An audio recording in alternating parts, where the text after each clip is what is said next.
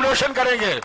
मैं तो शासकीय कर्मचारी को कहना चाहता हूं कि 2 साल बचे, अधिकारी हो कर्मचारी हो, अपना भविष्य सुरक्षित रखना, अपना भविष्य सुरक्षित रखना। आप रिटायर भी कर जाना तो फाइल तो खुली होगी ना, फाइल तो मौजूद होगी। अगर आप भारतीय जनता पार्टी का बिल्ला अपने जेब में लेके घूमते हैं, वो किस पॉकेट में है, वो कौन सी पैंट है, वो पैंट का याद रखिएगा, हम भी जानते हैं। मैं तो पुलिस को कहता हूं, आप अपनी वर्दी की इज्जत करिए, अपनी वर्दी की इज्जत करिए। आप वर्दी पहनते हैं, किसी व्यक्ति की इज्जत, किसी पार्टी की इज्जत मत करिए, अपनी वर्दी की इज्जत करिए। यही है हमारी, इसी से हमारा प्रदेश चल सकता है। कोई उंगली उठा सकता है मेरे ऊपर कि 15 महीने में किसी से बदले की भावना, किसी से कोई पुलिस वाला कह सकता है प्रदेश में मैंने कहा जाके इसको बंद कर दो, इसको पकड़ लो, इसको ऐसा दबाव बनाओ? कोई कह सकता है, कोई अधिकारी? क्योंकि मुझे प्रदेश की सोच थी। कमलनाथ जी, मध्य प्रदेश का कर्मचारी और अधिकारी नियम से चलेगा, कानून से चलेगा, संविधान से चलेगा, वल्लभ भवन से चलेगा, भारतीय जनता पार्टी सरकार के मुख्यमंत्री से चलेगा, मंत्री से चलेगा। ये आप सोचना बंद कर दीजिए कि ये आपसे चलेगा और पीसीसी से चलेगा। ना पीसीसी से चलेगा, ना कमलनाथ जी आपके इशारों पर चलेगा। ये नियम, कानून, संविधान, मंत्रिमंडल और मुख्यमंत्री के इशारे पर चलेगा। और यही इस देश की और मध्य प्रदेश की दरकार है। चलिए, तो ये दोनों तरफ के बयान भी सुने आपने और कमलनाथ ने किस अंदाज में चेतावनी भी दी, पुलिस अधिकारियों को भी वर्दी की याद दिलाई, वर्दी की मान प्रतिष्ठा की याद दिलाई और ये कहा कि किसी के कहने पर मत काम करिए।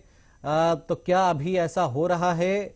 क्या ये जो बयान है उसे धमकी माना जाए, चेतावनी माना जाए सरकारी अफसरों के लिए, और क्या ये परंपरा ठीक है? इसी पर हम चर्चा करेंगे। हमारे साथ 3 खास मेहमान जुड़ गए, परिचय उनका करवाते हमारे साथ में जुड़ गए बीजेपी के वरिष्ठ नेता गोविंद मालू जी, आपका बहुत स्वागत है गोविंद जी। हमारे साथ में कांग्रेस की ओर से प्रवक्ता पंकज शर्मा जी जुड़ गए, पंकज जी आपका स्वागत है। और वरिष्ठ पत्रकार राजेश जौहरी जी हमारे साथ में जुड़ गए, आपका भी स्वागत है। पहला कमेंट गोविंद जी आपसे, सुना आपने अंदाज कमलनाथ जी का, कह रहे हैं 2 साल बचे हैं, सरकारी अफसर सुधर जाएं और रिटायर हो भी गए तो क्या, फाइल तो यहीं रहेगी। और अंदाज आप समझ सकते हैं गोविंद जी। तो एक कमेंट पहले आपका इसी पर कि ये जो क्यों कमलनाथ जी इस तरह की बातें कर रहे हैं, क्या वाकई आपके इशारे पर काम कर रहे हैं प्रदेश के अफसर? इशारे पर यानी अफसर तो सरकार के इशारे पर ही काम करते, लेकिन क्या केवल एक पक्षीय वो काम कर रहे हैं? और कमलनाथ जी ने कहा कि जब मैं सीएम था तो कभी मुझ पर आरोप नहीं लगे कि मैंने किसी एक पक्ष को लेकर कार्रवाई की हो। जी गोविंद जी। ये लोकतंत्र है, कांग्रेस को समझ लेना चाहिए कि नियम, कानून, संविधान और अब जितनी ट्रांसपेरेंसी है कांग्रेस के शासनकाल में कभी नहीं रही। ये तो बलिहारी हो कि जब 77 के बाद एक तरह से कांग्रेस की सरकारों का पतन हुआ और विपक्षी दलों की सरकारें आई, तब जाकर एक ट्रांसपेरेंसी का हमने पूरा खाका बनाया और उनको, लोगों को, जनता को लाभ दिलाया ट्रांसपेरेंसी। दूसरी बात, ये जो कांग्रेस का बिल्ला और भाजपा का बिल्ला, हमने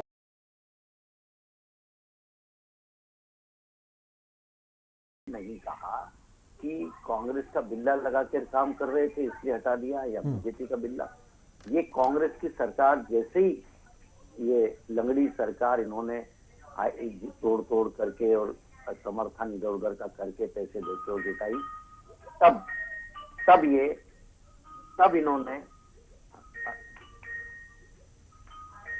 इन्होंने जी उसके बाद स्पष्ट कहा कि जो भाजपा का बिल्ला रख के काम करेंगे उनको नहीं छोड़ेगी। और पूरा प्रदेश 15 महीने एक ही काम किया इन्होंने, विकास बंद, निर्माण बंद, लोक कल्याण बंद, जन कल्याण और स्व कल्याण और तबादलों के जरिए पैसा कमाना, ये काम उन्होंने किया। तो ये पूरे प्रदेश को मालूम है कि किस तरीके से अफरा तफरी मचा दी। और ये कहते हुए ये भाजपा का बिल्ला रखते जो काम करेगा, सीधी बात ये है, हम जो कहें, हमारी मनमानी चले, हम कहें ऐसा, जो ये धमकाने की जो भाषा है, ये लोकतंत्र को हाईजेक करने की भाषा है, ये नियम कानून को नहीं मानने की भाषा है। जो एक सिगरेट के पैकेट पर लिख देते थे नियुक्ति और तबादला, निरस्त और निलंबन, वो लोग यही सोचेंगे। कभी उन्होंने नियम कानून कायदे माने क्या? वो फाइलें जला देते थे, फाइलों की नोटशीट बदल देते थे। अब कुछ नहीं होता है, अब सब कंप्यूटराइज है, अब सब ई गवर्नेंस है। ई गवर्नेंस में ये ई गवर्नेंस नहीं चलेगा। देखिए, ये जो शोर मचा रहे हैं वो इसलिए मचा रहे हैं कि इनके इलीगल काम, इनके अनैतिक काम, इनके अवैधानिक काम करने की कोई जगह नहीं बची। आपको पता है, इनके एक मंत्री थे, वो कहा करते थे कि वो ब्लैकमेलिंग कर रहे हैं, ट्रांसफर में पैसा खा रहे हैं, ये कर रहे हैं, बड़े नेता के बारे में कह दिया था उन्होंने।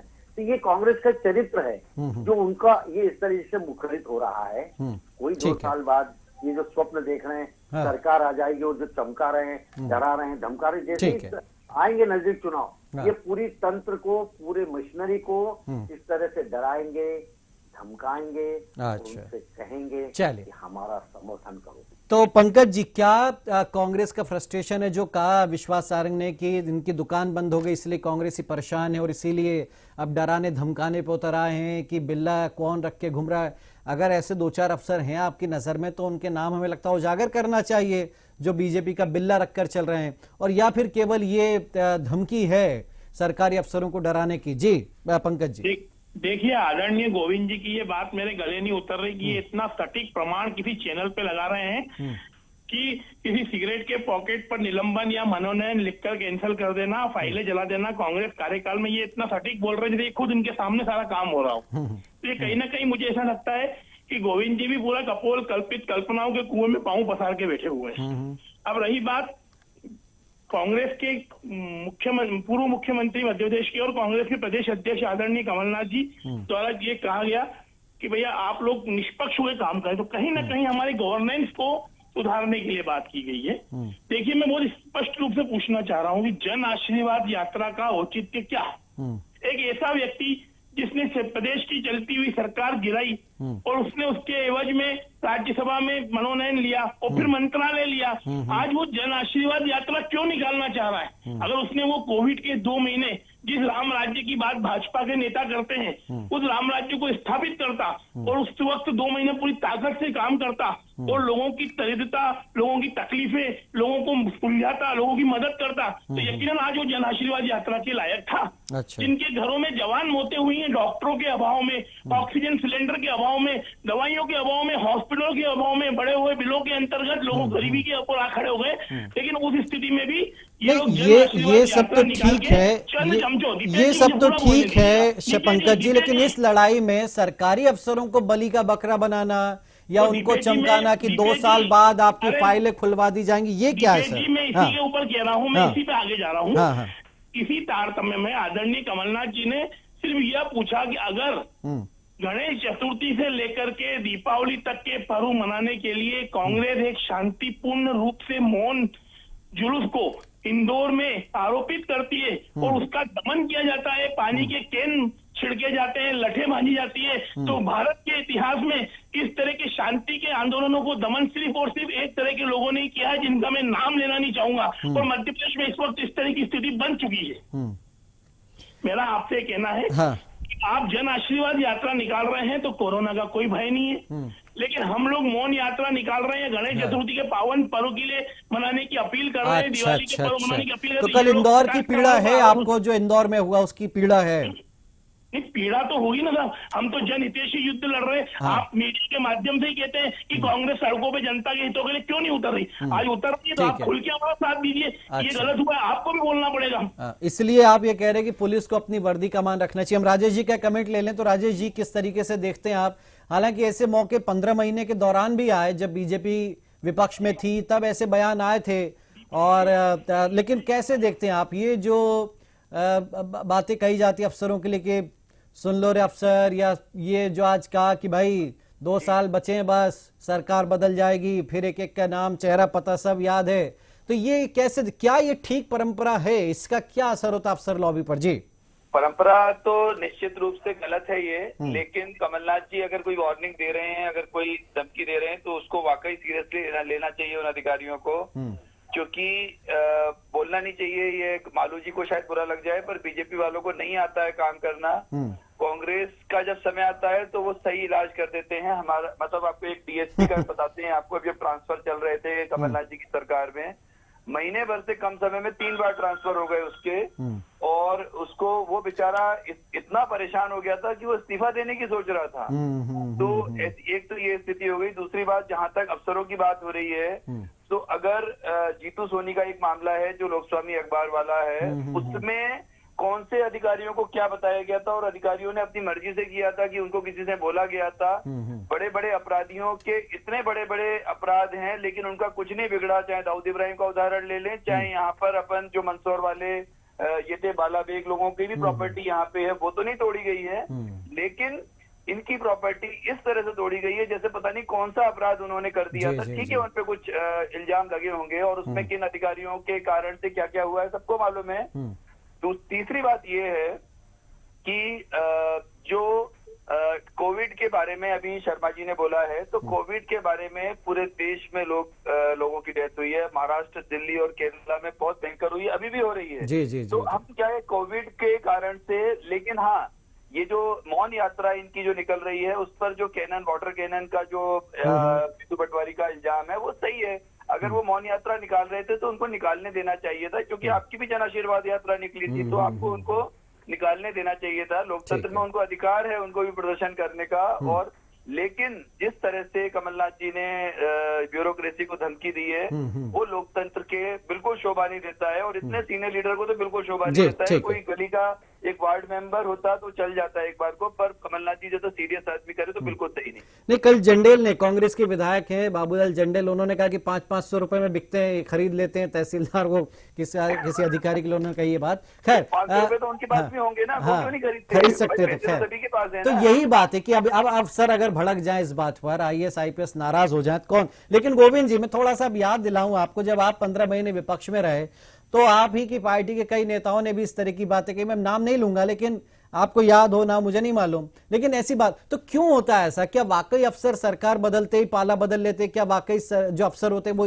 इतने इशारे पर काम करने लगते कि कोई कहे उठो तो उठेंगे, बैठो तो बैठे? क्या ऐसा होता है? और जो कमलनाथ जी कह रहे हैं, क्या उसमें जरा भी सच्चाई नहीं है कि वो ये कह रहे हैं कि भाई धमकी बात अलग हो गई, और एक जो वो कह रहे हैं कि भाई देखिए कल इंदौर में रैली निकाल रहे थे, हम पर ये हो गया, हम पर वो हो गया, हमारे ऊपर ऐसा हो रहा है, हमारे ऊपर वैसा हो रहा है। इसका क्या जवाब देंगे गोविंद जी? दीपेश जी, जो सरकार आते ही भाजपा का बिल्ला कसकर काम कर रहे थे, 15 साल से तंत्र काम कर रहा था।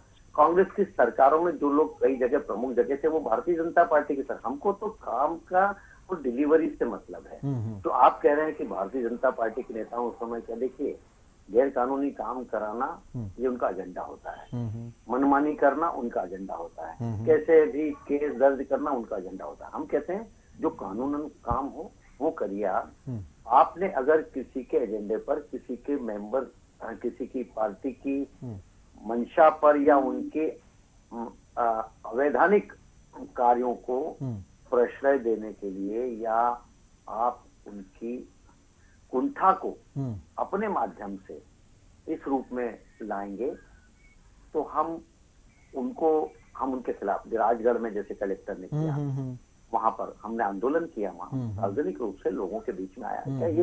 क्या ये उचित था? भारतीय जनता पार्टी उसका प्रतिकार नहीं करेगी? जिम्मेदार विपक्ष होने के नाते ये भी कहीं, अगर किसी, देखिए ये केवल वेग बात करना कि हमारी सरकार आएगी तो हम ये कर देंगे, हम वो कर देंगे, केवल इस तंत्र को डराने की कोशिश है।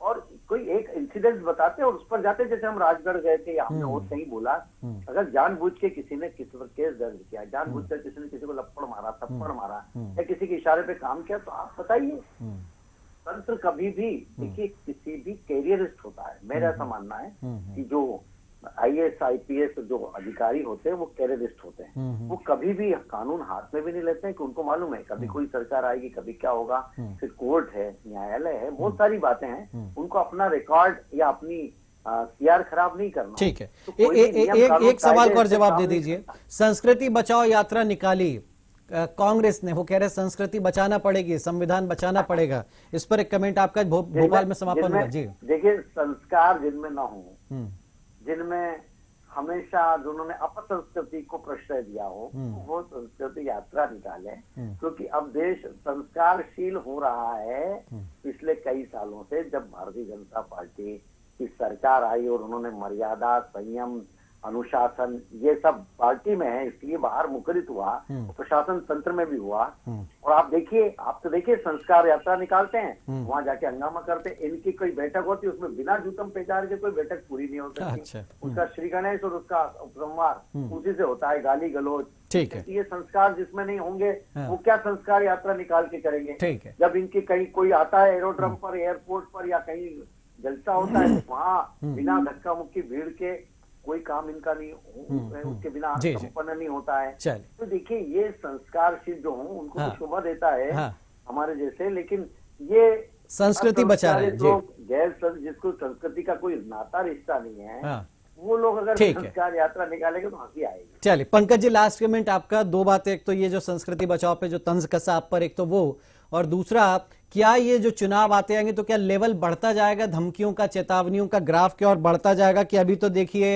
बिल्ले ही रख के जो घूम रहे, हम फाइलें खुलवा लें, तो परसों से क्या कुछ और सख्त चेतावनियां होंगी, कुछ और कड़ी सजाओं की बात कही जाएगी, और डराने धमकाने की कोशिश, क्या लेवल बढ़ेगा क्या पंकज जी? जी, संस्कृति का इससे बड़ा जीवित जीता जाता उदाहरण नहीं होगा कि एक बोट यात्रा के अंदर आप वाटर गेम से हमला कर रहे हैं, उन पर लाठियां भांज रहे हैं, उसके बाद भी वो लोग चुपचाप वहां से भाग रहे हैं, खदेड़े जा रहे हैं, विरोध नहीं कर रहे हैं, सम्मान कर रहे हैं लोकतंत्र का। परंतु हमारा जो मुखिया है, जिसके पीछे हजारों की भीड़ चल रही है, जो कांग्रेस की विचारधारा से ओतप्रोत है, हम लोग हमेशा धार्मिक सहिष्णुता की राजनीति करते आए हैं। हमने कभी भी धर्मांधता का प्रदेश में जहर घोलने का प्रयास नहीं किया है।